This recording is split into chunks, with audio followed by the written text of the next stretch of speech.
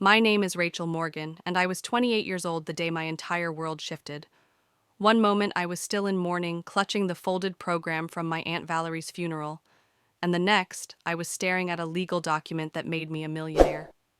Valerie, my aunt, my reluctant guardian, my unlikely savior, had left me everything, $2 million in cash, her sprawling Victorian mansion on the outskirts of Boston, and controlling shares in her home goods company. That should have been the beginning of a quiet chapter, a period to grieve in peace, while I figured out how to shoulder the weight of her legacy. Instead, as the lawyer cleared his throat to begin reading her will, the door creaked open, and there they were. The people I hadn't seen in 15 years. The people who had left me on a Tuesday morning when I was 13 years old with nothing but a handwritten note on the kitchen counter. My parents. They didn't look like ghosts. They looked older, heavier, worn by years I hadn't witnessed. But to me, their presence was more haunting than any phantom. They smiled as if nothing had happened, as if we hadn't lived entire lifetimes apart. "We're your parents," my mother said smoothly, placing her hand over mine. "Your guardians." The word stabbed me. Guardians, I thought. Guardians don't vanish in the middle of the night. Guardians don't leave a child waiting by the phone until her tears dry into silence. I felt the air in the room constrict. My lawyer, Mr. Whitman, stood slowly, and in that moment I watched their faces lose color. They knew. They knew he had the paperwork that would expose them. But before that storm broke, let me rewind. Because to understand the weight of this confrontation, of why my hands shook and my throat burned when I saw them again, you need to know what life was like before. You need to know the sweetness that made the bitterness unbearable. I had once believed we were happy. Friday movie nights with a dented popcorn bowl, camping trips in a sagging secondhand tent, Christmas mornings, where the smell of cinnamon rolls clung to the air. We weren't rich, but we were together, or so I thought. That illusion shattered in ways I couldn't yet name as a child. Whispers behind closed doors, my father's long absences, the smell of cigarette smoke and bourbon instead of motor oil when he stumbled home from overtime. My mother once all laughter and light dimming, until she was a shadow on the couch curtains drawn against the world. Still, I clung to the idea that love was enough, that if I kept my grades spotless, scrubbed the apartment until it gleamed, and wore hand-me-down clothes without complaint, things would snap back into place. I believed my obedience could patch the fractures in their marriage. And then one autumn morning, everything was gone. I woke to silence, the kind that hums in your ears because it's so absolute. Their closet was half-empty drawers yanked open, and on the counter 16 words in my mother's rushed handwriting. "We cannot do this anymore. Valerie will take care of you. We are sorry." 16 words to sever 13 years of childhood. That day burned itself into me like acid. And seeing them now 15 years later in a paneled office thick with the scent of leather and dust was like reopening that wound with a knife. I want you to sit with that moment with me. Imagine the faces of the people who abandoned you appearing at the precise second you inherit everything they once disdained. Imagine their hands reaching their voices sugary with false affection, their eyes calculating. That's where my story begins, not with the money, not with the mansion, but with the collision of past betrayal and present power. And as I tell you the rest, you'll see that what followed wasn't just about inheritance or legal battles. It was about reclaiming the right to define family, to set boundaries, and to decide who truly deserved a place in my life. Because sometimes the greatest shock isn't in losing people, it's in discovering they never really lost you. They only lost the access they thought they were entitled to. Looking back, it's almost cruel how normal my childhood once seemed. Before everything collapsed before the note on the counter, we were just another middle-class American family. My father worked as a sales manager at a car dealership off Route 9, and my mother taught third grade at the local elementary school. We weren't wealthy, but our lives had the kind of small comforts you mistake for permanence when you're a kid. Friday nights were sacred. Dad would drag the old VCR out, and Mom would pop microwave popcorn until the entire apartment smelled like butter and salt. We'd pile onto our worn-out sofa with scratchy cushions, laughing through the same Christmas comedies year after year. Summers meant camping trips with our dented cooler, our secondhand tent flapping in the wind as Dad tried to hammer the stakes into rocky soil. On Christmas mornings, Mom would wake us early, her face bright with mischief, the kitchen warm with the scent of hot chocolate and cinnamon rolls.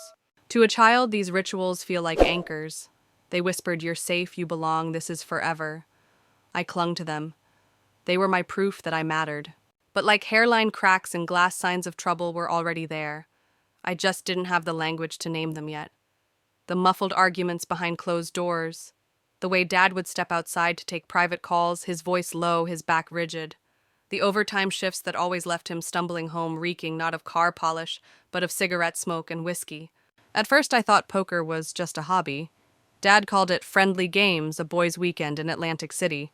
But those weekends stretched longer, and the money seemed tighter. I didn't know the word addiction, but I understood the way Mom's voice cracked as she begged him to stop before we lost everything. He promised, of course. But his promises were like loose change, spent quickly, forgotten faster. Mom began to change too. The woman who once hummed while grading papers started calling in sick. Days passed with her in bed curtains, closed the fridge growing emptier, while I tried to stretch canned soup and cereal into meals. Sometimes she would look at me as though memorizing my face, then burst into tears and lock herself in the bathroom. And there was me, a child, trying to hold together a house already falling apart. I became the good kid. Perfect grades. No complaints about my threadbare sneakers or repeating the same outfits to school. I vacuumed dusted, folded laundry without being asked. I thought maybe if I worked hard enough, if I was good enough, they'd find their way back to the people they used to be. That's the cruel trick of childhood. You think love can fix adults. You think you can earn stability. But those Friday night movies grew quieter. Dad missed more of them. Mom stopped smiling at the endings. And still I kept believing.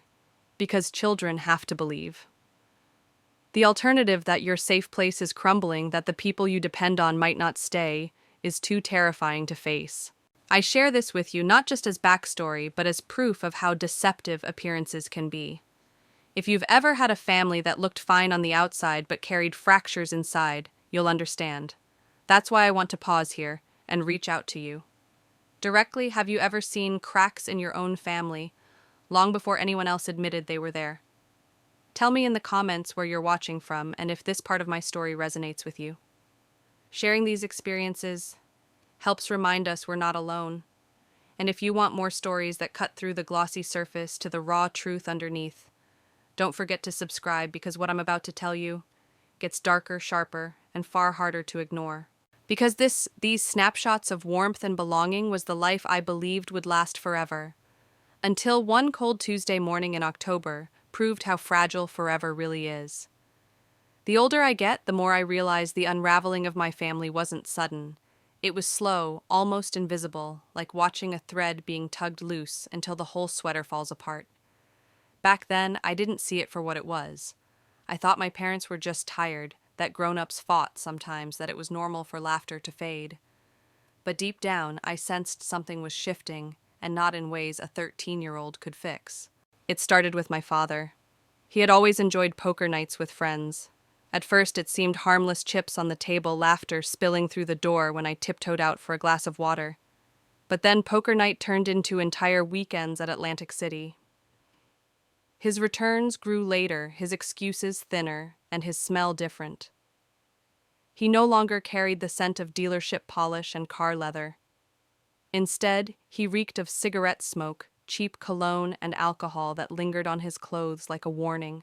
I remember one night hiding at the top of the hallway stairs, hearing my mother's voice break as she pleaded, "Please just stop before we lose everything." My father swore on his life he would change. But I already understood his promises were as empty as the liquor bottles clinking in the trash. And my mother, she began to fade. The vibrant woman who decorated our tiny apartment with colorful posters for every holiday, who sang while making pancakes, was disappearing. She called in sick more often than she showed up to her classroom. Whole days vanished, with her locked away behind drawn curtains, curled in bed while the refrigerator emptied out. Sometimes she would stare at me in a way that chilled me, like she was studying my face for the last time. Then tears would flood her eyes, and she'd run to the bathroom, locking the door behind her. I'd press my ear to the wood heart hammering, but all I could hear was muffled sobbing. And me, I thought the only way to hold them together was to be perfect. I scrubbed the floors until they shined, folded laundry before it even cooled from the dryer, and kept my grades immaculate. I didn't complain about wearing the same pair of sneakers until the soles thinned or about eating cereal for dinner 3 nights in a row. I thought if I could just be good enough, quiet enough, useful enough, maybe they'd find their way back to who they used to be. But my efforts couldn't stop the cracks. They argued in whispers that grew louder. The rent was late. Final notices piled up in the mailbox. I remember opening one envelope and seeing red letters screaming, "Past due." My mother snatched it from my hands, her face pale, and snapped, "That's not your concern." But how could it not be? It was my home, too. I started to notice their eyes no longer meeting across the dinner table. Meals grew silent, punctuated only by the scrape of forks against chipped plates. Dad would disappear for overtime and return with glassy eyes. Mom stopped setting out my school lunches, so I scavenged peanut butter crackers from the pantry. Even the sound of my own laughter felt wrong in that apartment. It didn't belong anymore. Looking back, it was the small betrayals that hurt most. The times they forgot parent-teacher conferences, the empty chair at my spelling bee, the missed birthdays where candles melted into lopsided cakes no one came home in time to eat. Those moments whispered louder than any fight, "You are no longer our priority." And yet I clung to hope. Children are resilient because they have no choice. I told myself if I kept trying, if I kept holding on, the family I loved would come back. I share this part of the story because many of you watching may recognize it. Maybe you've lived in a home that looked fine from the outside, but was quietly collapsing from within. Maybe you've played the role of peacemaker overachiever, the one who tried to hold it all together. If you have, then, you know the crushing weight of responsibility a child should never have to carry. At 13, I believed my devotion could save us.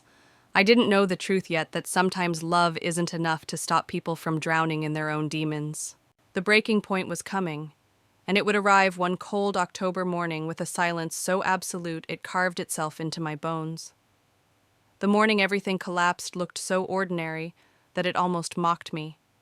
The October air was crisp, my breath puffing in little clouds as I shuffled into the kitchen for cereal before school. The clock on the microwave blinked 6:47 a.m. My backpack leaned against the counter, stuffed with homework I had stayed up late finishing, still hoping that if I was the perfect student, maybe someone would notice. But the silence was different that day. Heavy. Too heavy. Usually I'd hear the shower running or the creak of my mother's slippers across the kitchen tile. Instead, there was nothing. And then I saw it. A folded note propped against the salt shaker in the center of the table. My father's blocky handwriting scrawled across the front, "For Emma." My hands trembled as I opened it. Inside, just 12 words. "We can't do this anymore. You'll be better off without us." No signature, no explanation, just absence. I dropped into the chair, the paper shaking in my grip. At first, my mind refused to understand. I thought maybe it was a cruel joke, some twisted attempt to scare me straight. But the longer I sat in that silent kitchen, the more the truth spread through me like ice. They were gone. Gone.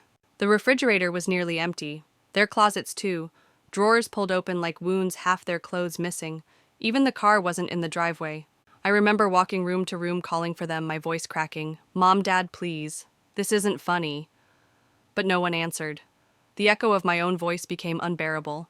By the time the school bus groaned to a stop outside, I was still frozen in the kitchen chair, the note limp in my fist. I didn't get on. I didn't even wave as it drove away. I couldn't move. I just sat there staring at the empty spaces where my parents should have been. It felt like the world had split open.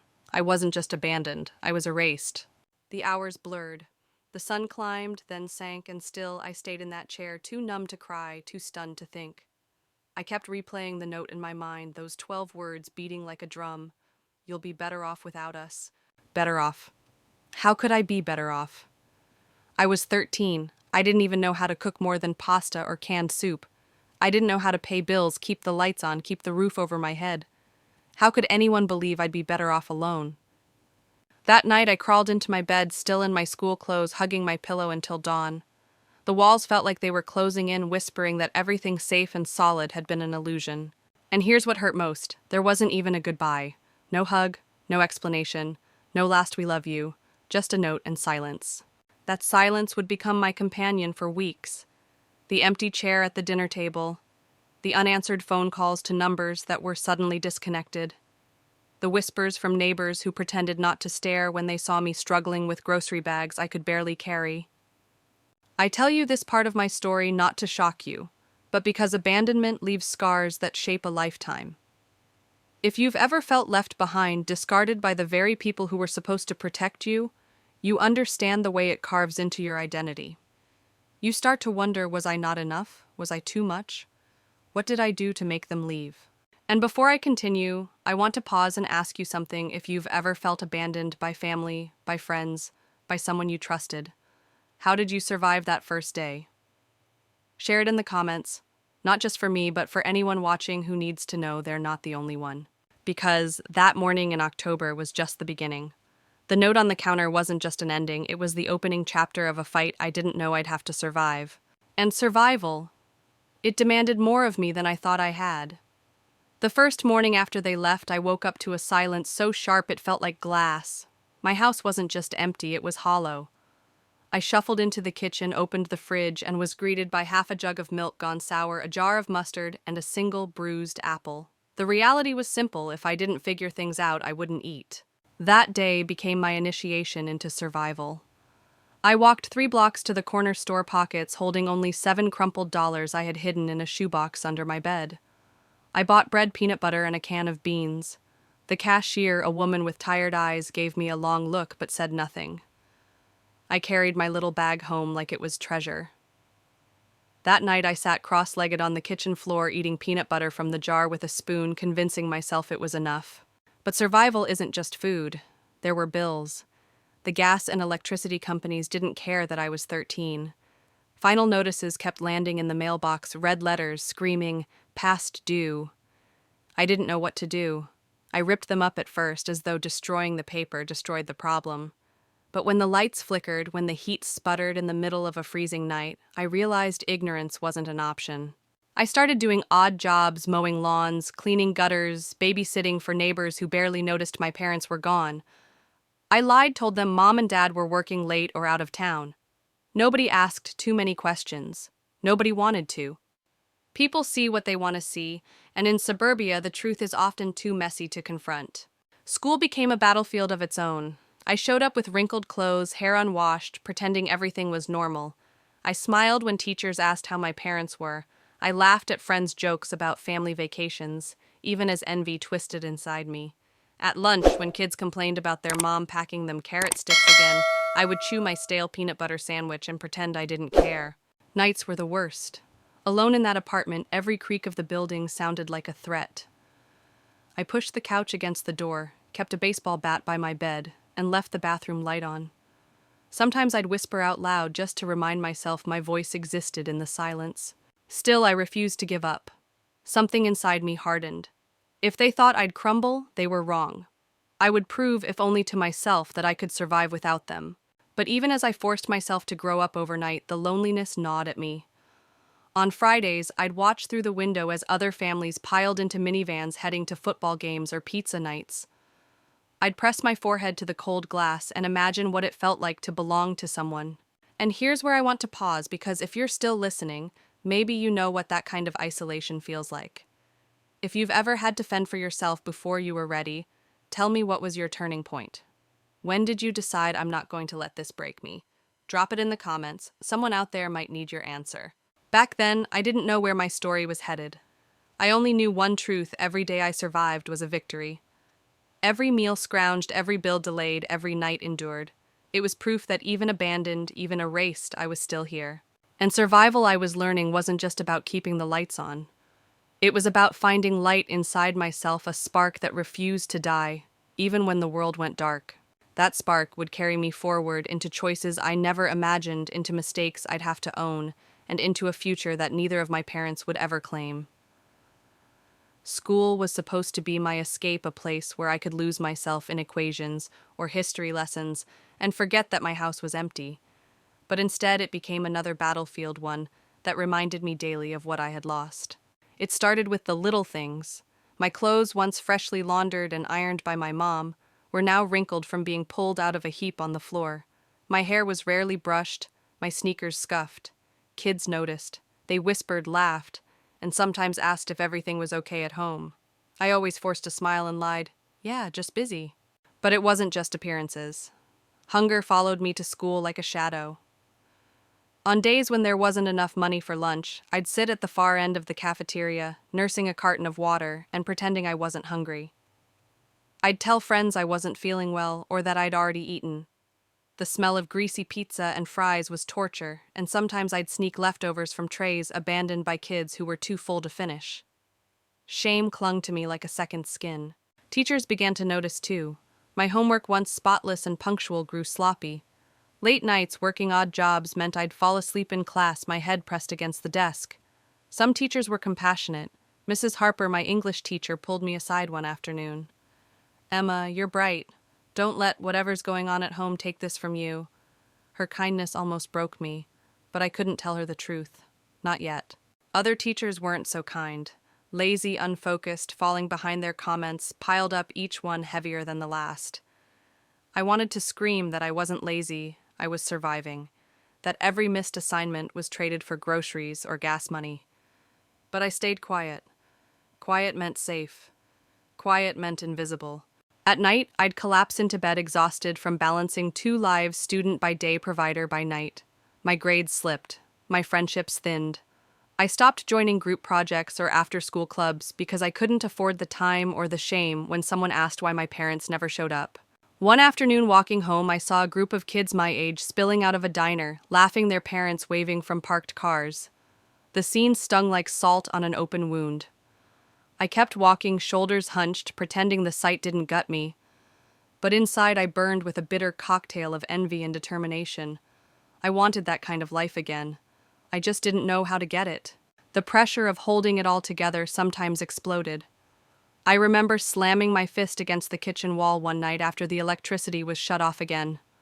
My knuckles split, blood smeared across the paint, and I sat on the floor sobbing in the dark. I hated them for leaving me, but I hated myself more for not being enough to make them stay. Yet even in those moments, something inside me refused to break completely. Maybe it was stubbornness. Maybe it was survival instinct. I kept going. Day after day, I dragged myself out of bed, threw on the same wrinkled hoodie, and walked into school like I belonged there, even though every fiber of me felt like an outsider. And here's where I want to pause for you. Have you ever lived two lives at once? Smiling for the world, while secretly drowning? If you have, share your story in the comments. Someone watching might need to know they're not alone. Looking back now, those years were a crucible. They taught me resilience, though at the time it felt like punishment. Each late bill, each empty stomach, each failed grade, they were blows meant to crush me, but instead, they forged me. Still, the cost was high. I was losing my childhood piece by piece. While other kids worried about prom dates and math tests, I was figuring out how to stretch $5 across 3 days. And the deeper I sank into that double life, the more I realized something had to change. Because if I kept going like this, survival wouldn't be enough. I needed a way out. I never expected anyone to notice. I had gotten so good at the performance, smiling when people asked how I was, brushing off questions about my parents, pretending the shadows under my eyes were just from late-night study sessions. My life was a house of cards, and I guarded it fiercely. But houses of cards always collapse. It happened one Tuesday afternoon in the library. I was hunched over a stack of books, pretending to study, but really just hiding. The librarian, Mrs. Whitman, a woman with silver hair and kind but sharp eyes, walked by and paused. She looked at me the way people don't usually look at teenagers, not distracted, not dismissive, but focused. "Emma," she said softly, "when was the last time you had a real meal?" The question hit me like a punch. My throat closed, and for the first time in months, I couldn't find a lie quick enough. My silence told her everything. She didn't push, not right away. Instead, she slid a granola bar across the table and walked away. That single act of kindness cracked something open inside me. The next day, she asked me to help her shelve books after school. I said yes, mostly because I didn't want to go home to the cold apartment. While we worked, she asked simple questions: how school was going, what I wanted to do after graduation, what books I liked. Her voice was calm, patient, like she was gently untangling a knot I had been hiding. Eventually, she said, "Emma, you don't have to carry everything alone." I froze. But the dam had already broken. Words spilled out of me, half sentences, confessions tangled with shame. I told her about the empty fridge, the late bills, the silence at home. My chest felt hollow after I spoke like I had handed her pieces of myself I didn't know how to carry anymore. She didn't pity me. That's what shocked me most. Instead, she looked me straight in the eye and said, "You're stronger than you realize, but strength doesn't mean doing it alone." That moment planted a seed. For the first time, I felt seen not as a problem, not as a burden, but as a person. Mrs. Whitman introduced me to resources I didn't even know existed: food pantries, tutoring programs, even a local church that helped pay utility bills for struggling families. At first, I resisted. Accepting help felt like admitting weakness. But slowly I realized it wasn't weakness at all, it was survival, with dignity. She became my mentor, though I didn't call her that back then. She taught me practical things like how to budget, how to apply for scholarships, how to make a meal stretch for a week. But more than that, she gave me hope. Hope that my story didn't have to end in that broken apartment, hope that I had choices, hope that I wasn't destined to repeat the cycle of abandonment. One afternoon, while stacking books, she asked me a question that would echo for years. "Emma, do you want to survive or do you want to live?" The words sank into me. I had been so focused on scraping by, on putting one foot in front of the other, that I had forgotten there was a difference. Surviving was keeping the lights on. Living was stepping into a future where I wasn't defined by the people who left me behind. And here's where I turn to you. Has there ever been someone who looked at you and saw more than you believed was there? Someone whose words shifted the ground beneath your feet? If so, share it in the comments. That story might be the hand someone else is waiting for. Looking back, Mrs. Whitman didn't rescue me. She didn't swoop in and fix everything. Instead, she handed me tools, and then she stood beside me while I learned to use them. That difference mattered, because I wasn't looking for a savior. I was looking for someone to remind me I still had agency. Her guidance didn't erase the loneliness or make the hardships vanish, but it lit a path I hadn't seen before, a path toward possibility. For the first time since my parents left, I began to believe that my story wasn't over. It was just beginning. There comes a point when you get tired of being defined by what was taken from you. For me, that point arrived in quiet waves, not in a single dramatic moment. It was the slow realization that I couldn't let my parents' absence, or the laughter of kids in the cafeteria, or the pitying glances of teachers dictate who I would become. Mrs. Whitman's words, "Do you want to survive or do you want to live?" echoed every time I lay awake at night, staring at the ceiling. I started to imagine something different. A future where my story wasn't one long chapter of loss, but a mosaic of resilience. I scribbled notes on scraps of paper: goals, ideas, even wild dreams. Graduate, find a scholarship, maybe college. At first they felt impossible, like childish fantasies, but writing them down gave them weight. They weren't just daydreams anymore, they were plans. And with plans came a shift in how I carried myself. Instead of shrinking in classrooms, I started raising my hand again. Instead of hiding in the library out of shame, I went there to learn. I wasn't just surviving the day anymore, I was stacking bricks for something bigger. But building strength isn't glamorous. It's messy, frustrating, and painfully slow. I had to confront parts of myself I didn't like: the anger, the bitterness, the constant voice that whispered, "You're not enough." I journaled, filling pages with raw honesty, purging the poison I had swallowed for years. It didn't fix everything, but it gave me clarity. Work became different too. Instead of seeing my part-time jobs as shackles, I reframed them as training grounds. Bagging groceries taught me efficiency. Cleaning houses sharpened my attention to detail. Babysitting taught me patience and responsibility. They were lessons disguised as chores, shaping skills I didn't even know I was gaining. And then came the moment I decided to apply for a leadership program at school. Normally, I would have dismissed it. Programs like that were for kids with two parents, neat backpacks, and shiny resumes. But Mrs. Whitman nudged me. "What's the worst that happens?" "They say no." I applied. Weeks later, an envelope slid into my hands. I had been accepted. For the first time, I felt the ground shift in my favor. I wasn't just reacting to life anymore, I was steering it. That's when I started to understand what strength really meant. It wasn't about never breaking down. It wasn't about plastering on a smile and pretending everything was fine. Strength was getting up the next morning after sobbing on the kitchen floor. It was saying yes to opportunities that terrified me. It was choosing to believe I could create a life worth living, even if no one had handed me the blueprint. Here's the truth. Every single one of us has a moment where we decide if our story ends in the ashes or rises out of them. If you've ever felt that moment, tell me in the comments. Your turning point might be the lifeline for someone else. Of course, determination didn't erase the obstacles. Bills still piled up. Loneliness still gnawed at me. Some nights I still went to bed hungry.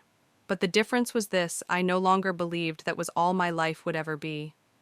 That shift, tiny at first, was everything. I began to see myself as more than the abandoned girl. I was Emma, the one who hustled through 2 jobs and still managed to crack open a book. Emma who stumbled through speeches in leadership class but refused to quit. Emma who had scars but also had vision. Strength, I realized, isn't loud. It's quiet. It's the steady beat of a heart that refuses to give up even when no one is watching. And in those quiet acts of defiance, I began to reclaim myself. That was the beginning of my transformation, not dramatic, not overnight, but real. The ember of hope had caught fire, and I was just starting to see how far it could burn. They say life tests you the hardest right after you decide to change. For me, the storm came without warning, just when I thought I had found my footing. It started with an envelope taped to our apartment door. Rent had gone up. Not by much in other people's eyes, maybe, but for me it was a tidal wave. I stared at the notice, my hands trembling. Every dollar of my 2 jobs had already been stretched thin, every corner, cut, every luxury stripped away. Now this, I felt the fragile scaffolding of my progress wobble. I wanted to scream, to collapse, to ask the universe why it always seemed to punish me for daring to hope. But I couldn't afford collapse. So I pushed harder. Picked up extra shifts, cut my meals down to almost nothing, borrowed textbooks from classmates instead of buying my own. My body was exhausted, but my pride refused to let me give in. Then came the night. Everything broke. I fainted at work one moment, scanning groceries the next, waking up on the cold linoleum floor with my manager hovering over me. The hospital bill that followed was another cruel joke. My hard-won savings were wiped out in hours. I remember sitting on my bed, clutching that bill, feeling the old darkness creeping back. The voice in my head whispered, "See, you thought you could change. You thought you could be more, but you'll never escape." For a moment, I almost believed it, but then another voice, quieter but stronger, rose inside me. "You've come too far to surrender now." I looked around my tiny room, post-it notes on the wall, scribbled goals, acceptance letters pinned like trophies. Evidence that I wasn't the same girl who had been abandoned. I had built something, however fragile, and I wasn't going to let this storm erase it. So I did something that terrified me more than hunger or exhaustion. I asked for help. Mrs. Whitman was the first person I called.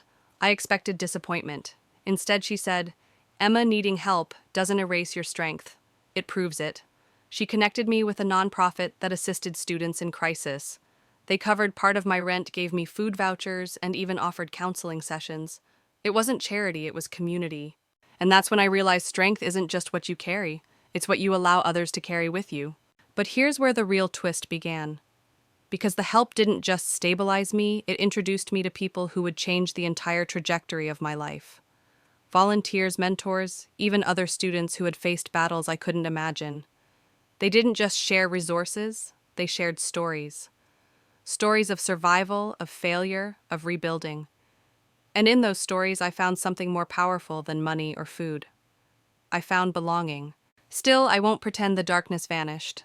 Nights were still heavy. Bills didn't disappear. Fear didn't evaporate. But for the first time, I felt like I wasn't drowning alone. And now I need to pause and ask you, have you ever had a moment where life seemed to pull the rug from under your feet, right after you dared to hope? What did you do? Drop it in the comments, because someone else may need to hear how you survived. This was my breaking point, or what I thought would be. But sometimes the moments that nearly destroy you are the same ones that open doors you never expected. Because what happened next, well, it changed everything again. The funny thing about doors is that sometimes they appear right when you least expect them, when you're pressed against the wall, convinced there's no way out. That's exactly what happened after I reached rock bottom. Through the nonprofit Mrs. Whitman had connected me with, I was introduced to a mentor named David. He was nothing like I expected, bald, rough around the edges, with a booming laugh that filled the room. He wasn't polished or overly inspirational. He was real. A man who had once been homeless who clawed his way back by starting a small landscaping business. When he looked at me, he didn't see a broken kid. He saw possibility. Emma, he said, you're not weak for stumbling. You're strong because you're still standing. But strength without direction is wasted energy. Let's find your direction. At first, I didn't even know what that meant. My life had been about survival for so long that the idea of direction felt like a luxury. But David wasn't talking about faraway dreams. He was talking about the next step, about building stability one brick at a time. He helped me create a plan, not just for paying bills, but for growing beyond them. He taught me how to budget, how to see my part-time jobs not just as survival gigs, but as stepping stones. Every skill you're learning, communication, responsibility, time management, those are assets. Don't dismiss them. Slowly, I began to see it too. When I babysat, I wasn't just watching kids, I was learning how to manage crises, multitask, and gain trust. When I stocked shelves, I wasn't just mindlessly stacking cans, I was learning efficiency and consistency. Those jobs became classrooms, and I was finally paying attention. But the biggest shift came when David encouraged me to apply for a summer internship with the nonprofit. You've been on the receiving end, he said. Now it's time to give back. I laughed at first. Me, an intern, I didn't think I had anything to offer. But he insisted, and against all odds, I got the spot. That internship changed me. Suddenly, I wasn't just Emma, the abandoned girl. I was Emma, the mentor, Emma, the helper, Emma, the one sitting across from kids who looked at me the way I used to look at others, desperate for hope. One girl in particular stuck with me. Her name was Alyssa, 13 years old, living in a shelter after her mom disappeared. She barely spoke above a whisper, but her eyes carried the same question mine once did: am I worth anything? I didn't have perfect answers, but I had my story. And when I shared it, I saw something flicker in her eyes. Not a full flame, just a spark. But sometimes a spark is all it takes. That was the moment I realized my pain wasn't just a burden. It was also a tool, a bridge. By surviving, I had earned the right to reach back and pull someone else forward. Still, it wasn't all smooth sailing. Balancing the internship with school and work was brutal. Some days I wanted to quit. But every time I saw Alyssa or any of the kids, I reminded myself why I kept going.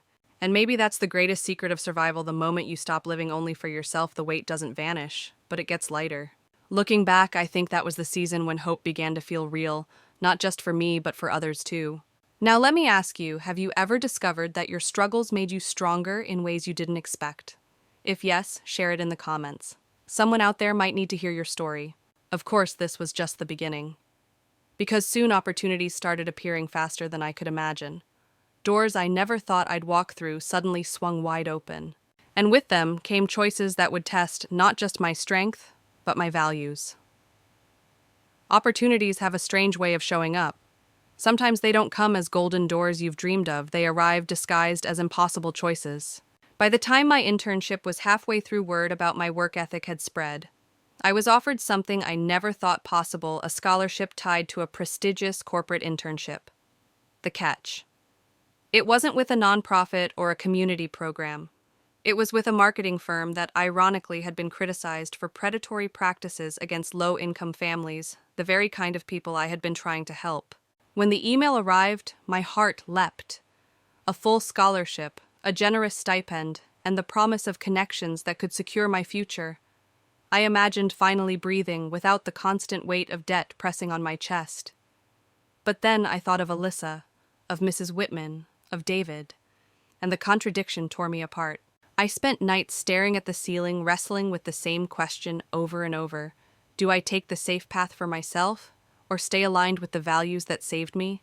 One evening, I sat across from David in the diner, where he always ordered black coffee and a slice of apple pie. I confessed everything: my excitement, my fear, my guilt. He listened without judgment, then leaned forward and said, "Emma, survival is about choices, but so is integrity. The world will always dangle shortcuts. You have to decide if they're worth the cost, because money and opportunity can build your life, or they can chain you in ways far worse than poverty." His words hit me like a stone. I realized this wasn't just about an internship. It was about who I was becoming. The decision haunted me for days until I finally walked into the office of the nonprofit director and asked for advice. She smiled gently and said, "Emma, you've already proven you can survive. Now the question is, who do you want to be when you thrive?" That night, I made my choice. I declined the corporate offer. Instead, I doubled down on the nonprofit work, accepting a smaller scholarship that would at least keep me afloat. It wasn't glamorous and it wasn't easy, but it was aligned with the fire inside me. And here's the truth: turning that offer down didn't feel like a loss, it felt like freedom. But freedom comes with its own battles. My bank account stayed dangerously low. There were nights I wondered if I had been foolish, if I had sacrificed security for some lofty ideal. And yet every time I stood in front of those kids, every time Alyssa cracked the faintest smile, I knew I had chosen right. Because here's something I've learned: money can buy relief, but meaning is what keeps you alive in the long run. Now let me pause here. If you've ever faced a choice between comfort and conviction, what did you choose? Share in the comments. I'd love to know how you navigated that crossroad. Still, even as I wrestled with doubt, the universe had a way of surprising me. My refusal of that corporate offer caught the attention of people I never expected: professors, community leaders, even journalists who admired the stand I took. Suddenly, doors began opening, not because I chased them, but because I stayed true. And one of those doors, it would lead me to the biggest stage of my life, a chance to tell my story, not just to a handful of people, but to hundreds. I didn't know it then, but my voice was about to reach farther than I ever dreamed, and it would bring both opportunity and danger. The first time I stood on a stage with a microphone in my hand, I thought my knees might give out. The auditorium lights were blinding, and all I could hear was the rapid thud of my own heartbeat. Me, Emma, the girl who once slept in a borrowed cot, who scraped by on babysitting wages, who nearly disappeared under the weight of silence, was now being asked to tell my story in front of 200 strangers. It started with a phone call from my professor. He had recommended me as a speaker for a youth leadership conference. "Your story matters," he said, "and it might matter most to someone who needs it right now." At first I wanted to say no. The idea of exposing my scars in public terrified me.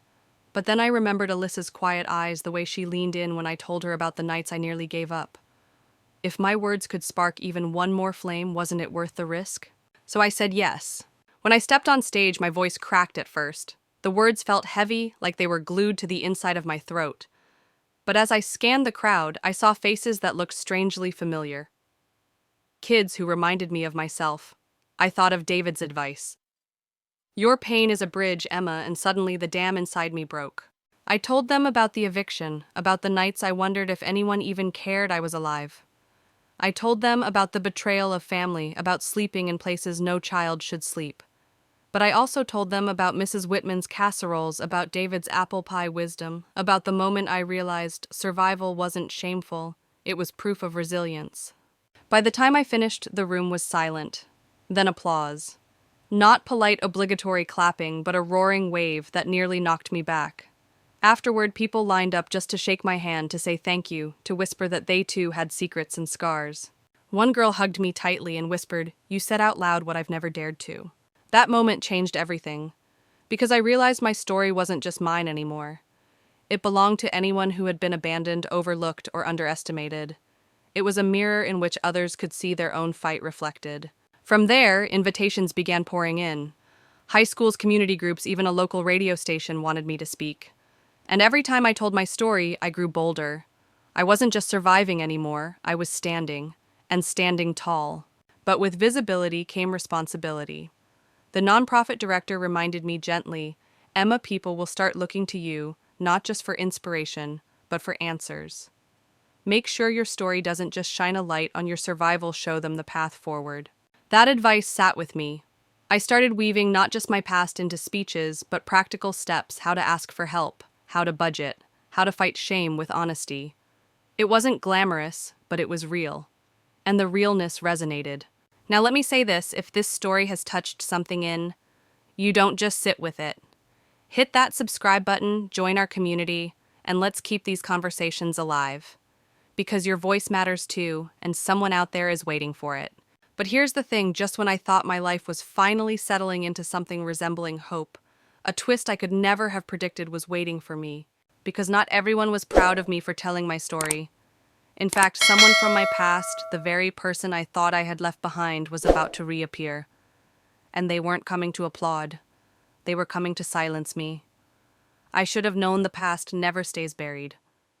The night after my biggest speech yet, a packed high school gymnasium that left me buzzing with adrenaline, I opened my email to find a single subject line that froze my blood. Remember where you came from. At first, I thought it was spam, but when I clicked, my heart plummeted. Attached were old photos of me sleeping in a shelter cot, clutching my backpack like it was the only thing I owned. Photos no one should have had, least of all the person who sent them. The sender's name made my stomach twist. Uncle Rick. He was the one who had always whispered that I'd never make it. The one who sneered when I asked for help. The one who told neighbors I was a lost cause. And now he wanted to cash in on my rising voice. His email ended with one chilling line. If you don't pay, I'll tell the world what you really are. I stared at the screen, shaking. For hours I couldn't move.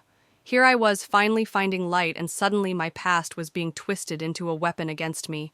But then something shifted. I thought about all the times I had already told my story, the tears, the shame, the raw confessions on stage. What could Rick possibly expose that I hadn't already laid bare myself? The truth was already out there. My scars weren't secrets anymore. Still, the threat gnawed at me. I knew I had to confront him.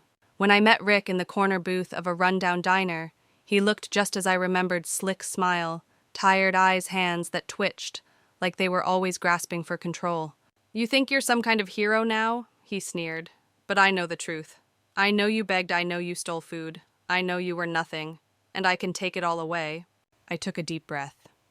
For once, I wasn't the girl shrinking under his voice. I was the woman who had stood on stages and survived the echo of applause. You can't take away what I've already claimed, I said, my voice steady. Yes, I begged. Yes, I stole. But that was survival. And survival isn't shame, it's strength. You can try to ruin me, Rick, but the truth doesn't scare me anymore. For the first time, I saw him falter. His face twisted with frustration, as if the weapon he'd been sharpening for years had suddenly turned to dust. He muttered a curse, slammed his fist on the table, and stormed out. That night, I walked home with shaky legs but a blazing heart. Because I realized something powerful: the moment you own your story, no one can hold it against you. But that wasn't the end of it. Rick didn't just vanish.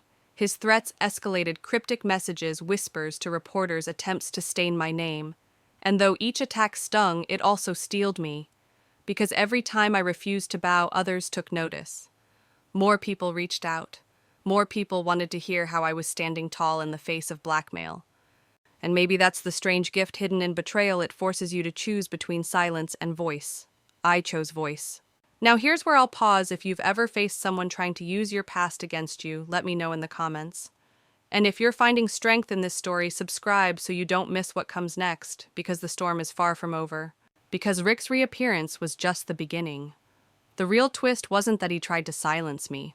The real twist was that his attempt to destroy me would end up giving me the biggest platform of my life. And that platform would change everything. The storm broke faster than I expected. Within days of my meeting with Rick, a local newspaper ran a story with a sensational headline: Motivational Speaker's Troubled Past Revealed. His fingerprints were all over it, every detail exaggerated, every scar twisted into scandal. They printed the shelter photos, the eviction papers, even rumors I knew he had invented just to sell a juicier story. When I first saw the article, my chest caved in. I thought everything I had built was about to collapse. I imagined schools canceling their invitations, donors pulling their support audiences, turning their backs. My worst fear had always been exposure, and now it was splashed across newsstands for strangers to gawk at. But something happened that neither Rick nor I could have predicted. Instead of condemnation, the story triggered an avalanche of support. Emails poured in from people I'd never met, teachers, students, parents, telling me how much more they respected me now. Your honesty makes your message even stronger, one principal wrote. If you can climb out of that, maybe my students will believe they can too.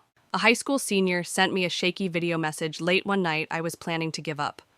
But then I saw your story in the paper, and I thought, if she can survive that, maybe I can survive this. It was like the very weapon Rick had tried to use against me had become my shield. He thought exposure would destroy me, but instead it made me undeniable. Reporters who once ignored me now wanted interviews. Radio stations called.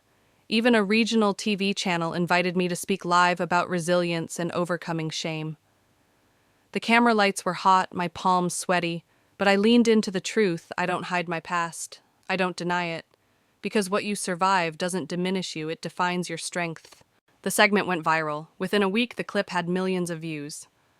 Suddenly, I wasn't just a local voice, I was becoming a national one. And here's the part that made Rick furious. People began calling him out. They traced his name, his involvement, his bitterness. Comment sections overflowed with strangers condemning him, defending me, reminding everyone that trying to profit from another person's scars was the lowest betrayal of all. For the first time, I realized something profound. The story wasn't just mine anymore, it belonged to everyone who had been hurt, shamed, or threatened into silence. Every person who had ever been told you'll never make it could now point to my journey and say she did, so maybe I can too. But it wasn't just praise. With visibility came pressure. Journalists wanted more details. Nonprofits asked me to headline events. Schools begged for guidance programs. I was no longer just a girl with a story, I was becoming a symbol. And symbols carry weight. That weight sometimes pressed on me at night in the quiet hours when doubt crept back in. I worried I'd fail the people who now looked up to me, that I'd say the wrong thing, stumble under the expectations, or simply break under the pressure of being seen as the strong one. But then every time I remembered something David once told me over a slice of pie, Emma's strength isn't about never breaking. It's about breaking and still choosing to rise. So I rose, again and again. And the more I rose, the clearer it became. Rick's attempt to bury me had done the opposite. He had handed me a megaphone. He had given me the chance to prove that no threat, no betrayal, no shadow of the past could silence someone who had already learned to speak. Now let me pause here. If you believe stories like this can spark change, hit that subscribe button. Be part of this journey because the next chapter is one you won't want to miss. Because as powerful as this moment was, it wasn't the final battle. The biggest test was still ahead, and it would come not from an enemy, but from a choice I'd have to make about the kind of future I was willing to fight for. I thought the worst was behind me. Rick had tried to blackmail me, the press had dragged my past into the spotlight, and somehow I had survived. More than that, I had risen higher than ever. But with every new invitation, every viral clip, every tearful thank you message from strangers, a new question kept gnawing at me. What now? It came to a head one evening in New York. I had just finished delivering a keynote in front of 2,000 people at a leadership summit. The applause had been deafening, the stage lights blinding, the kind of moment I once thought belonged only to others. When I walked backstage, a representative from a national nonprofit was waiting. "Emma," she said, shaking my hand firmly, "we want you to join us as our official spokesperson. You'd be the face of a national campaign for youth resilience. Funding media appearances, partnerships with schools, all of it." On the surface, it sounded like everything I had dreamed of. Security recognition, a bigger platform. But her next words made me freeze. "Of course we'd need to refine your story a little. Keep it inspiring, but maybe less raw. People don't need the gritty details, they need hope. You'd be polished professional. We'd script everything. Polished, scripted, refined. Words that sounded like chains." That night, I paced my hotel room, staring out at the skyline. The city buzzed beneath me, alive and restless, mirroring the storm in my own chest. Was I willing to trade authenticity for acceptance?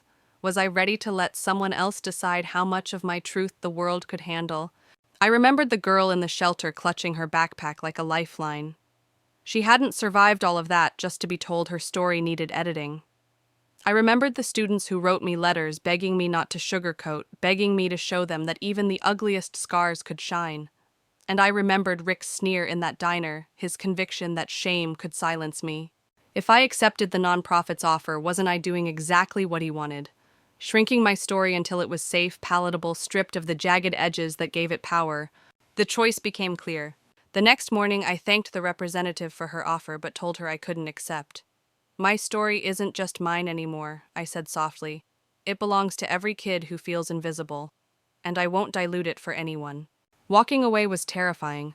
I had no guarantee of another big platform, no promise that the spotlight would stay. But the moment I closed that door, a strange calm washed over me.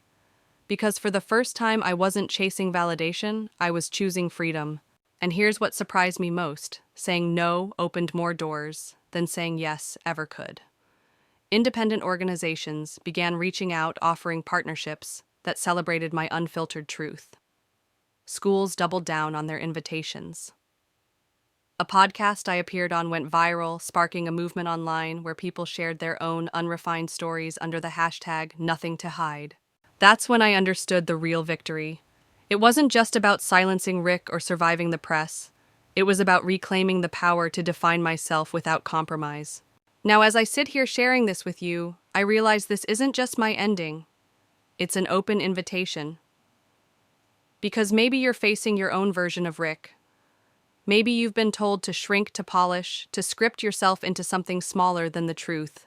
If that's you, hear me. Your raw story has more power than the prettiest lie ever will. Don't give it away. Don't dilute it. Own it. And if you've stayed with me through this journey, don't let it end here. Hit subscribe, dive into the next story, and let's keep building this community together. Because sometimes the greatest act of defiance isn't shouting louder, it's refusing to let anyone else write your ending. When the noise quieted and the spotlight dimmed, I found myself sitting alone on a park bench, one crisp autumn morning. The leaves drifted down in fiery shades of red and gold, carpeting the ground the way time tends to cover everything, our victories, our wounds, our scars. I closed my eyes and listened. The city hummed around me, but for once I wasn't racing to keep up. I thought of the journey of Rick's threats, the newspaper headlines, the storm of doubt, and how each moment I thought would break me had somehow made me unshakable instead. What I realized in that stillness was this freedom isn't about escaping your past. It's about carrying it without apology. My story wasn't a chain holding me back. It was the proof that I could walk forward no matter what weight I carried. I thought about the girl who once slept on shelter floors, who believed her future had already been written. I wanted to tell her that one day she would stand on stages, not because she was flawless, but because she was willing to show the cracks. I wanted to tell her that being unpolished would be her greatest strength. And I thought about everyone listening to me now, you sitting wherever you are, maybe holding your own scars close to your chest. I don't know your battles, but I know this. You don't need to wait for someone else to write your ending. You already hold the pen. As I rose from that bench and walked back into the noise of the city I carried with me, a quiet promise to never let shame write my story again. And I hope in some small way you'll carry that promise too.